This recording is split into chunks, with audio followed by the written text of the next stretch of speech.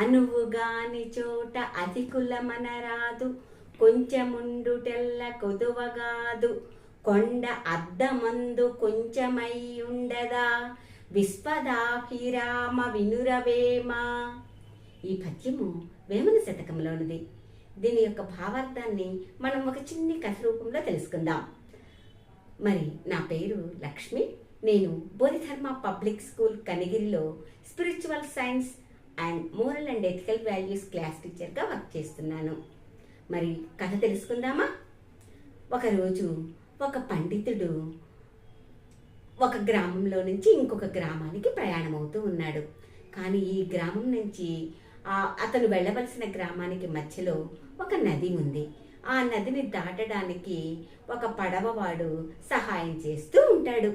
మరి ఇతను అక్కడికి ఒడ్డుకు రాగానే నన్ను ఆ పక్కన ఉన్న నది ఒడ్డుకి ఆ గ్రామం దగ్గరికి తీసుకుని వెళ్ళు అని అడుగుతాడు. ఆ పడవవాడు తప్పకుండా స్వామి అని చెప్పి అతన్ని ఎక్కించుకుంటాడు. ఎక్కించుకున్న తర్వాత ఆ పడవలో పండితులు, ఆ పడవ నడిపేవాడు ఇద్దరు మాత్రమే ఉంటారు. ఆ పడవ నడిపేవాడితో ఈ పండితులు మాట్లాడుతూ ఉంటారు. నీ పేరేంటి అని అడుగుతాడు. నా పేరు రామయ్య అని చెప్తాడు. మరి నీకు వ్యాకరణం తెలుసా అని అడుగుతాడు. తెలియదు స్వామి అంటాడు. సంస్కృతం వచ్చా అంటాడు. తెలియదు స్వామి అంటాడు. తర్కం నీకు తెలుసా అంటాడు. తెలియదు స్వామి అంటాడు. మరి ఏంటి ఇవన్నీ నేర్చుకోకుండా నువ్వు ఎలా జీవితాన్ని నడుపుతున్నావు? ఇప్పటికే సగం జీవితం అయిపోయింది, ఇంకా ఎప్పుడు నేర్చుకుంటావు ఇవన్నీ అని అతనిని మాట్లాడతాడు. మాట్లాడంగానే అతను సైలెంట్గా ఉంటాడు. కొంత దూరం ప్రయాణం చేసేసరికి వాతావరణంలో ఉన్నట్టుండే మార్పు వచ్చేస్తుంది. ఈదురుగాలులు మొదలవుతాయి. నదిలోకి నీటి ప్రవాహం ఎక్కువైపోతుంది.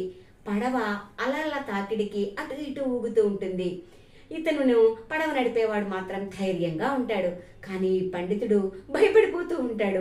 ఏంటి ఇట్లా నడువు వస్తుంది అంటే, వాతావరణం మారింది కదా స్వామి, ఇలా ఉంటుంది, ఎందుకు మీరు అంత భయపడుతున్నారు అని అంటాడు. మరి ఇలా నడుస్తూ ఉంటే పడవ మునిగిపోదా నదిలో? మరి భయమే కదా, ప్రాణాలు పోవా అంటే, స్వామి మీకు ఈత రాదా అని అడుగుతాడు. నాకు ఈత రాదు అని చెప్తాడనమాట. చెప్పంగానే ఈ పడవ నడిపేవాడు నవ్వొస్తుంది. మరి నాకు ఈత వచ్చలే స్వామి, నేను మిమ్మల్ని ధైర్యంగా నది ఒడ్డుకి నేను మిమ్మల్ని చేరుస్తాను అని చెప్తాడు. అప్పుడు బిక్కమొహం వేసుకొని ప్రాణాలు అరచేతిలో పెట్టుకొని ఉంటాడు. చూడండి చిల్డ్రన్, మరి అనువుగాని చోట మన పాండిత్యాన్ని ప్రదర్శించకూడదు. ఓకేనా చిల్డ్రన్? Thank you.